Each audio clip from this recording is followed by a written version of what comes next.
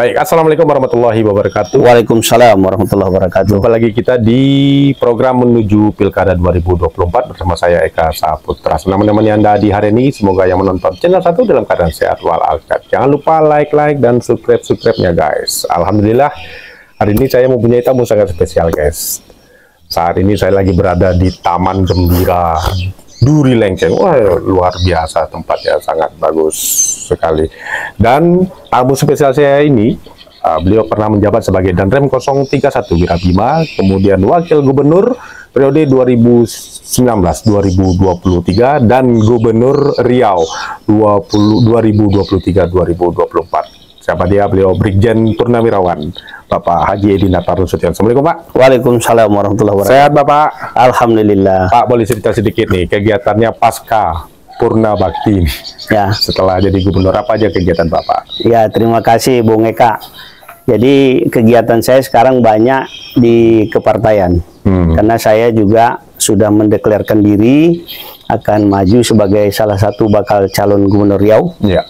Saya mencoba membangun komunikasi dengan berbagai partai ya. Sudah ada 6 partai yang saya coba bangun. Ya. Pertama di Nasdem sendiri, di tempat saya bernaung.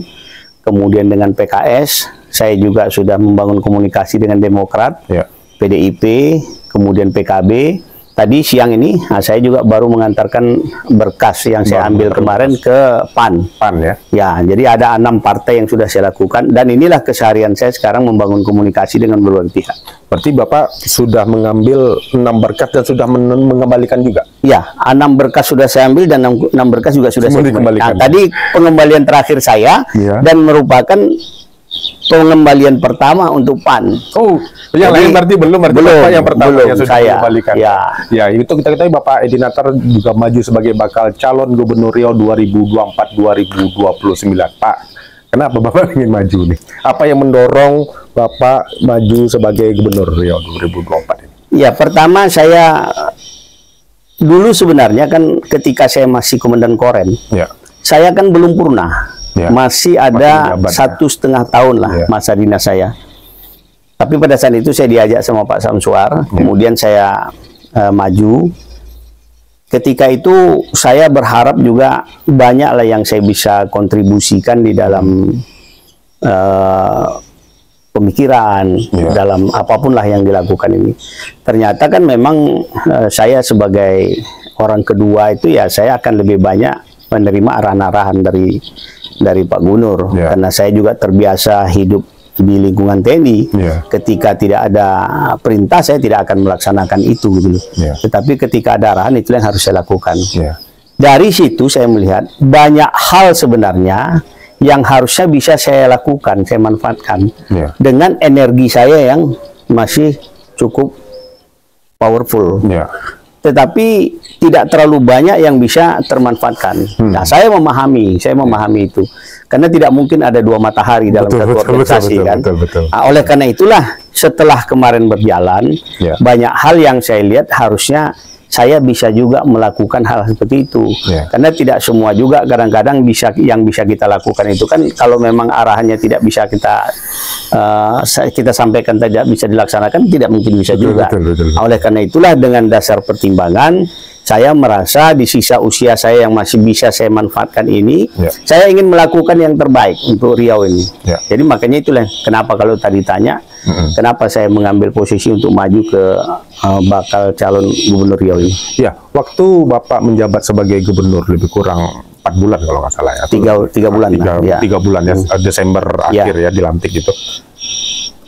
Banyak perubahan, baik pun dari pejabat-pejabat ASN dan ada suatu gebrakan yaitu Bapak memaki-maki atau memarahi salah satu perusahaan yang Ya. ada di bawah Ya. itu. Ya. Ya. Bisa Bapak jelaskan waktu itu? Jadi begini, saya sebenarnya berada pada posisi ingin membantu menyelesaikan persoalan. Ya. Pada saat saya jadi wagub kemarin, begitu banyak demonstrasi-demonstrasi yang dilakukan oleh masyarakat, terutama terhadap tuntutan mereka terhadap kewajiban yang harus dilakukan oleh pihak perusahaan. Ya. Dan itu merupakan bagian hak 20% yang dia harus dapatkan. Ya. Tetapi saya melihat dalam perjalanannya itu tidak terselesaikan dengan baik, tidak terkomunikasikan dengan baik. Jadi banyak hal saya lihat kenapa tidak bisa terselesaikan. Setelah saya duduk menjadi gubernur, kemudian saya mencobalah, karena memang ada masyarakat itu datang ingin bertemu dengan saya. Saya sampaikan, oke, saya terima. Sampailah pada satu titik tertentu, saya berkesimpulan bahwa ini harus diintervensi oleh pemerintah. Diintervensi itu dalam arti kita harus masuk sebagai wasit penengah.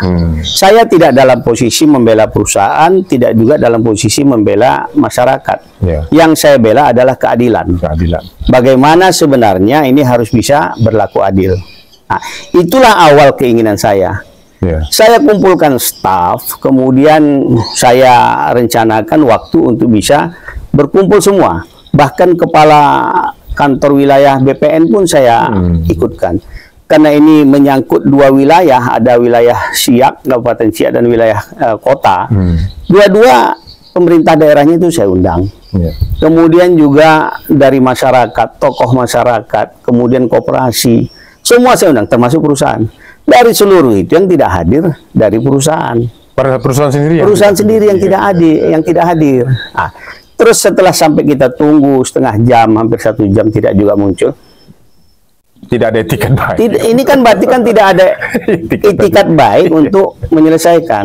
Kalau seorang gubernur saja, kepala daerah yang memimpin rapat ingin menyelesaikan persoalan, terus tidak digubris, ini mau seperti apa gitu? Ini kan nggak boleh. Dan saya tidak terbiasa. Saya biasa dibesarkan di lingkungan TNI, itu apapun akan saya hadapi begitu. Apalagi seorang pemimpin itu tidak boleh. Tidak ada kamusnya itu. Tidak ada kamus. Dengan Edi Natar jangan main-main, saya bilang. Nah, itu sebetulnya persoalannya. Bukan kenapa-apa. Kalau kita mau mendudukkan dengan baik, kemudian kita ajak berdiskusi secara bersama-sama, bagaimana mungkin bisa terlaksana kalau hadir saja tidak? Jadi itulah sebenarnya. Tidak ada maksud saya untuk apalagi merendahkan orang, itu bukan karakter seorang Edi Natar gitu. Jadi hasilnya itu, Pak, apa ya endingnya itu, Pak?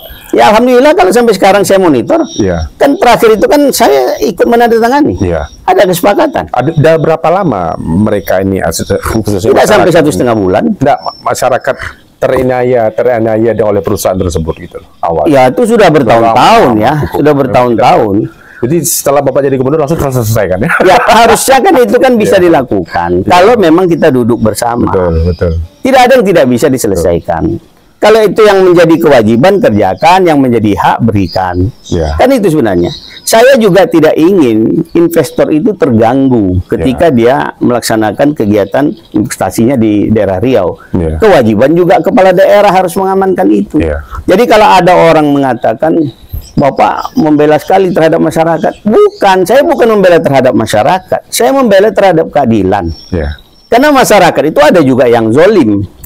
Contoh misalnya katakanlah, dia mungkin hari ini diberi bantuan sama pihak perusahaan. Besok datang kelompok lain lagi mengatasnamakan kelompok lain lagi. Terus minta lagi. Akhirnya kan kalau begitu terus yang terjadi, ini kan berarti kan tidak adil juga terhadap perusahaan. Bagaimana dia bisa berinvestasi dengan baik? Jadi tidak selalu bahwa ketidakadilan itu dilakukan dari atas ke bawah. Dari bawah ke atas juga bisa terjadi. Inilah yang saya ingin dudukkan secara bersama-sama, sehingga akhirnya dapat sebuah kesepakatan. Kemarin pun saya bilang sama masyarakat itu, saya ingin semua komponen itu datang.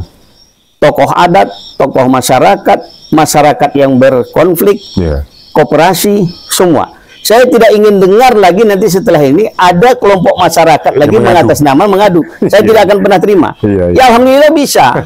Jadi saya beri dulu waktu sama mereka untuk berembuk semuanya. Dia diskusi bahwa mereka sampaikan. Kalau nanti akan ada bercecer-ceceran, gubernur tidak akan mau, saya bilang. Nah, dan faktanya bisa gitu loh. Semuanya itu kembali lagi kepada pemimpin, bagaimana dia mengambil ketegasan dan keberanian dan bisa adil, baik maupun dari masyarakat. Memang sempat viral kemarin, guys, di TikToknya Pak Gubri ini. Sangat luar biasa waktu itu yang dilakukan oleh Pak Gubernur Riau, Pak Edi Natar ini. Nah, kita sekarang melihat 5 tahun ke depan. Apa sih visi-misi Bapak ini? Ya, saya mempunyai visi ya, membangun bersama untuk Riau yang unggul dan bermartabat. Jadi ada 3 kata kunci di sana. Membangun Rio bersama. Membangun bersama. Oke. Unggul, bermartabat dan bermartabat. Kenapa saya katakan membangun bersama? Ya. Pengalaman 4,5 tahun saya mendampingi gubernur, Ya. kemudian kurang lebih 3 bulan saya jadi gubernur. Itu yang saya rasakan adalah sama-sama membangun. Kabupaten membangun, kota membangun, provinsi membangun, sehingga terkesan pembangunan itu berjalan masing-masing. Oke. Sehingga ke depan harusnya kita membangun bersama. Kalau membangun bersama, hakikatnya gubernur inilah nanti yang akan membantu mengkoordinir itu semua. Ya. Itu kata kunci pertama yang membangun bersama. Yang kedua, unggul. Unggul itu artinya kan lebih dari yang lain. Betul. Jadi kita ingin menjadikan Riau ini di segala aspek kehidupannya itu ya unggul gitu. Kenapa? Kita punya potensi. Ya. Sumber daya alamnya ada, sumber daya manusianya berserak. Anggarannya diberikan, kekuasaannya diberikan. Cuma ini tidak pernah terhimpun menjadi sebuah kekuatan. Jadi potensi itu selama tidak pernah diolah menjadi kekuatan, dia akan tetap berbentuk potensi. Ya. Potensi-potensi yang berserak inilah yang ingin kita satukan sehingga dia menjadi sebuah kekuatan. Nah, kalau dia menjadi sebuah kekuatan, kita lakukan secara bersama-sama, insya Allah kita akan menjadi unggul, lebih dari yang lain. Baik. Satu lagi, bermartabat. Bermartabat itu kalau kita sudah unggul, Pasti bermartabat. bagaimana mungkin kita bisa bermartabat kalau kita selalu minta ke sana, minta ke sini semua, ya marwahnya nggak ada gitu loh. Bermartabat ini penting. Melayu itu sangat menjaga itu. Ya. Nah, inilah dasarnya itu. Kenapa saya perlu melakukan itu? Karena bagi saya memahami seorang gubernur itu hakikatnya dia adalah perpanjangan tangan pemerintah pusat yang ada di daerah. Jadi kalau kita berbicara dengan definisi itu bahwa gubernur itu adalah perpanjangan pemerintah pusat yang ada di daerah, dia ibaratnya sebagai mata dan telinga pemerintah pusat. Sebagai mata dia ditugaskan untuk melihat, sebagai telinga ditugaskan dia untuk mendengar apa persoalan dan problematika yang ada di sini. Karena pada hakikatnya yang membangun itu adalah 12 kabupaten kota. Karena yang punya rakyat itu adalah para bupati wali kota, yang punya wilayah itu para bupati dan wali kota. Sementara gubernur ini lebih pada bagaimana dia bisa melakukan koordinasi terhadap itu semua. Itulah kenapanya polanya itu kembali saya katakan tadi membangun bersama. Bersama tadi. Betul. Tuh. Baik. Dengan APBD 13 triliun lebih, Pak. Apakah cukup, Pak? Ya, kalau kita melaksanakan itu ada hal-hal yang bisa kita efektifkan kan, itu kan juga akan sangat banyak bisa dilakukan. Anggaran A, tetapi kita tidak melakukan dengan fokus, dengan sama, ya akhirnya banyak yang tidak bisa fokus. Saya cenderung begini, katakanlah kita ingin membangun sebuah kawasan industri. Kawasan industri. Kemarin itu kan kita ada kawasan industri Dumai, kawasan industri Tanjung Buton, kawasan industri Tenayan. Tapi akhirnya kan tiga-tiga ini kan tidak bisa efektif. Efektif, betul. Lebih bagus pada prinsipnya saya kalau kita melakukan itu, saya bercerita tentang 1 ekor burung di tangan daripada berbicara 10 ekor burung di pohon. Itu kan tidak pasti. Tapi kalau yang ini kan pasti. Betul. Sehingga kalau kita fokuskan ke sana, daya dobraknya tinggi, itu akan bisa lebih banyak. Bahkan kita bisa mendatangkan nanti untuk tenaga kerja kita bisa diberdayakan di sana. Kalau ini bisa kita lakukan secara terkoordinasi dengan baik dengan kawan-kawan yang ada di legislatif, kemudian dengan staf, kemudian juga dengan kawan-kawan yang ada di kabupaten kota, rasanya itu bisa dilakukan. Betul. Yang pernah Bapak ikutlah atau dalam 4 tahun ini, kita kan lihat banyak pembangunan yang saat ini sementara terhenti gitu. Gimana pandangan Bapak?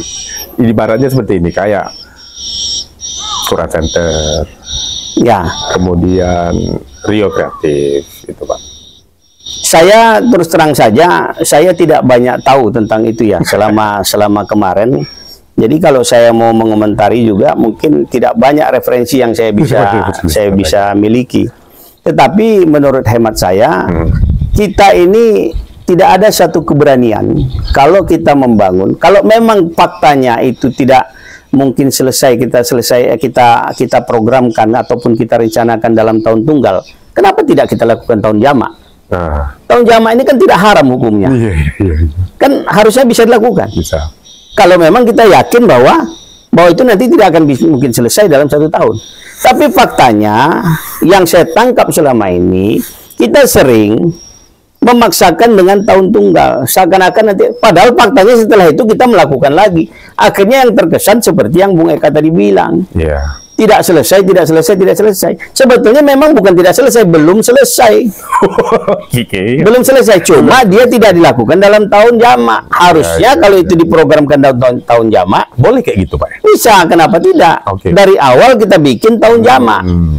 Sehingga dia target penyelesaian itu katakanlah 2 tahun atau 3 tahun. Daripada kita bikin 1 tahun. Nanti kan nampak kelihatan seakan-akan pekerjaan ini nggak selesai sampai akhir tahun. Padahal kita anggarkan lagi setelah itu. Kita anggarkan lagi itu kan orang menganggap itu kan tambahan. Bahkan perusahaannya dikatakan tidak bisa kena penalti lagi. Kan? Itu tadi. Kenapa tidak dilakukan saja tahun jamak dari awal? Misalnya seperti itu. Nah itu tadi yang saya katakan. Jadi banyak hal sebetulnya. Pak, bagaimana komunikasi politik Bapak maju saat ini? Apakah bisa nomor 1 ataukah nomor 2? Ya. Bagaimana komunikasi dengan teman-teman dari partai, khususnya Partai Nasdem sendiri? Ya, saya maju dalam kapasitas saya untuk bakal calon Gubernur Riau, bukan calon Wakil Gubernur Riau. Ya. Kalau ditanya tadi masalah komunikasi politik saya dengan berbagai partai, itu cukup baik. Termasuk di internal Nasdem sendiri pun saya membangun komunikasi. Bahkan partai pertama sekali yang saya datangi itu ya Nasdem. Karena kan ketua DPW-nya kebetulan Bung Willy ini kan dia berdomisili di Jakarta. Karena dia juga selain ketua DPW di sini, dia juga sebagai pengurus DPP. Jadi saya yang datang ke sana kemarin menyampaikan niat bahwa saya ingin maju. Kemudian saya mendapat arahan-arahan dari beliau. Tolong silakan diikuti saja mekanisme partai. Jadi dari bawah lakukan itu semua dengan arahan-arahan yang ada, makanya saya lakukan. Nah, setelah itu ya saya juga karena kantor beliau itu satu kantor juga dengan sekjen, saya juga menyempatkan diri untuk meminta arahan-arahan. Kita sampai ke Jakarta sekaligus lah kita dapat arahan-arahan itu, ya itulah yang saya lakukan. Nah, setelah saya melakukan itu, saya membangun komunikasi. Saya coba juga dengan partai PKS, karena PKS ini kan paling tidaknya tadinya dia kan juga berkoalisi di pusat. Jadi yang lebih mudah saya bangun komunikasi dulu. Nah, saya juga sudah sampai ke DPP. Bahkan saya juga sudah menghadap kepada Presiden PKS. Nah, saya juga membangun komunikasi dengan Partai Demokrat. Membangun komunikasi juga dengan PDIP, dengan PKB. Walaupun saya tahu ketua PKB-nya juga akan maju, Pak Wahid. Pak Abdul Wahid, betul. Ya, bagi saya tidak ada masalah. Kemudian juga tadi saya ke PAN. Karena membangun komunikasi itu wajib hukumnya ketika kita sekarang ini tidak ada satu partai pun yang bisa berdiri sendiri tanpa berkoalisi. Berarti kita wajib hukumnya untuk membangun koalisi. Kan itu persoalannya. Jadi tidak ada masalah. Siapapun yang akan maju, mari kita posisikan itu sebagai ya teman demokrasi gitu loh. Teman berdemokrasi. Semakin hiduplah demokrasi di Riau ini. Tidak boleh ditanamkan kebencian, tidak boleh seperti itu. Berpolitik itu harus santun, apalagi kita orang Melayu ini. Orang Melayu itu berpolitik itu harusnya seperti itu. Semakin banyak kandidat, berarti semakin memperlihatkan bahwa kita memiliki tokoh-tokoh terbaiknya banyak gitu loh. Begitu cara berpikirnya. Betul. Berarti tidak ada masalah untuk nomor 1 ataupun nomor 2 ya Pak ya? Ya, kalau saya sekarang saya akan nomor 1. Saat ini kan nomor 1. Ya kan kita tidak tahu nanti pada bulan Agustus nanti kan itu tergantung bagaimana KPU bisa mengumumkan hasil-hasil yang didapat ataupun yang maju ya sebagai calon gitu. Baiklah pemirsa, itu tadi bincang-bincang saya dengan Pak Edi Natar. Kita tunggu pada bulan Agustus 2024 Oh ya, terakhir, bagaimana survei Bapak? Apakah sudah melakukan survei? Sekarang kita sedang melaksanakan survei. Insya Allah mungkin dalam minggu-minggu depan ini semua hasil survei sudah bisa keluar. Karena semua partai yang saya datangi, saya bangun komunikasi, mereka juga mengharapkan ada survei yang kita lakukan. Mereka hanya menunjuk 7 atau 8 lembaga survei. Silakan pilih salah satu. Ya, saya memilihnya kemarin. Kemudian kita bangunlah komunikasi dengan lembaga survei untuk dilakukan survei. Ada beberapa partai itu yang menginginkan dia juga coba tolong disurvei 4 nama ini. Kalau dibangun komunikasi kali ini disatukan dengan Bapak seperti apa, kali ini bagaimana, ya saya layani semua itu. Jadi kita layani keinginan partai itu kemarin. Ada yang minta disurvei 4 tokoh mereka, kita coba. Kemudian ada yang juga kalau misalnya survei saya sendiri seperti apa. Nanti hasil survei objektif inilah yang kita berikan kepada masing-masing partai yang kemarin meminta persyaratan bahwa kita harus menyerahkan survei. Saya kira itu wajar saja. Wajar ya. Sehingga nanti dengan hasil survei itu ya mereka bisa lihat. Betul. Ya saya juga lebih suka dengan cara seperti itu, bahwa itu nanti akan memperlihatkan kan bagaimana kondisi kita yang ada di daerah ini. Betul. Dengan itu sangat membantu sebenarnya. Iya. Dengan jaringan Bapak sendiri, dengan relawan sendiri bagaimana? Sudah siapkah? Wah, kalau saya sangat siap Pak, sangat siap. Kenapa tidak? Karena saya membangun jaringan itu kan, saya terbiasa di militer itu kan tidak bisa saya bekerja tiba waktu tiba akal. Oh, memang sudah dipersiapkan cukup lama ya. Tidak bisa seperti itu. Dengan strategi. Ya, tidak boleh kita bekerja itu tiba waktu tiba akal. Jadi bekerja itu selama sejak saya menjabat itu ya komunikasi itu terbang. Jadi kalau sekarang Bung Eka lihat, kemarin saya coba pada saat kita buka bersama di Rumah Makan Pondok Melayu, kemudian saya juga melaksanakan halal bihalal dengan sahabat Edi Natar di gerakan sholat subuh berjemaah. Kemudian juga ada kemarin halal bihalal dengan sahabat Edi Natar, itu dari 12 kabupaten kota.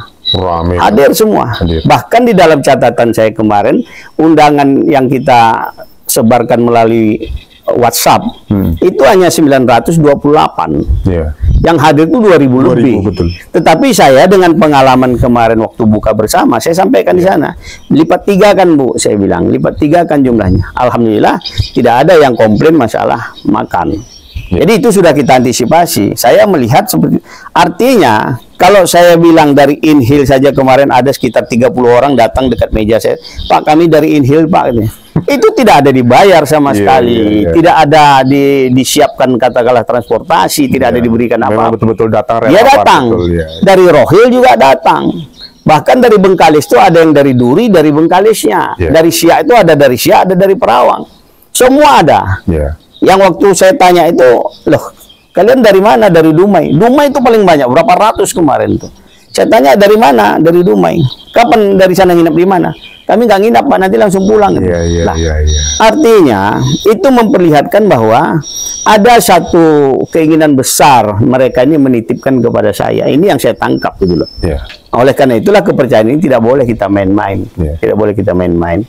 Dan alhamdulillah ada beberapa sahabat di situ, ada sahabat Edi Natar, ada sahabat Edi, ada sahabat Bernas, ada 1000 sahabat Edi, bermacam-macam. Saya sampaikan kepada mereka kemarin, saya tidak ingin hanya banyak-banyak grup, tapi orangnya itu juga ada di sana. Tidak Pak, insya Allah Pak. Jadi udah terseleksi itu. Oh, memang sudah ini ya. Ya, jadi orang yang ada lagi ketika awal kemarin, dia saya lihat ada di Pekanbaru, ada di Bengkalis, ada di Dumai. Saya bilang 3 orang ini tawarkan. Mau yang mana? Dia tetap berada di mana? Kalau dia tetap ingin yang di Bengkalis, Dumai sama Pekanbaru dia keluarkan. Kita sampaikan Japri sama dia. Terbuka. Alhamdulillah. Jadi jumlah itu real. Jumlah itu real gitu loh. Itu kira-kira Bung Eka. Iya, luar biasa. Gerakan subuh bersama masih Pak ya? Masih. Kemarin ini juga pagi Ahad, setiap Ahad kita ambil kemarin. Gerakan sholat subuh berjemaah. Luar biasa Pak Edi Natar, waktu jadi wakil gubernur serta gubernur pun masih melakukan gerakan subuh bersama dan cukup efektif dan cukup meramaikan di masjid-masjid yang ada di Provinsi Riau. Baik, itu tadi bincang-bincang saya bersama bakal calon Gubernur Riau 2024-2009 Pak Edi Natar Nasution. Saya Eka Saputra mau undur diri dulu. Wassalamualaikum warahmatullahi wabarakatuh. Waalaikumsalam warahmatullahi wabarakatuh.